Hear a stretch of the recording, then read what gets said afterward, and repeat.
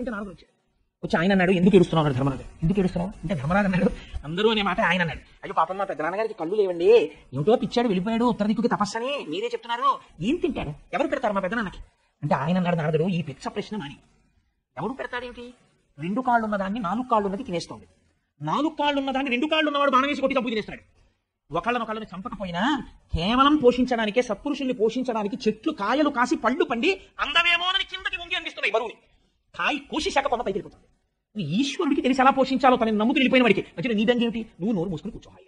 వాడు వెళ్ళవలసిన స్థితికి వెళ్ళాడు. నీకు చెప్పిన మీ పెద్దనాన్న ఏమవుతున్నాడు ఇప్పుడు చెప్పేస్తున్నాను చూసుకోండి. మీ పెద్దనాన్న నడిచి నడిచి నడిచి నడిచి ఉత్తర దిక్కున ఋషులు ఉండేటటువంటి ఆశ్రమాన్ని చేరుకుంటాడు. చేరుకుని విదురుడు అన్న మాటకి ఎంత వైరాగ్యం వచ్చేసిందంటే ఇప్పుడు ఇలా బతికిన వాడికి ఒక్క మాట తగిలిందంతే. అందుకే గురువు మాట సింహగర్జన. ఎన్ని పశువులు ఇస్తే ఎందుకంటే ఏమి పరిగెత్తావు, కాకి లేచి దగ్గర నుంచి అరుస్తుంది, ఏది పరిగెడుతుంది, గురువు ఒక్క మాట చెప్తాడు, సింహం ఒక్కసారి గర్జిస్తుంది, అన్ని జంతువులు పరిగెత్తాయి గుహలకి.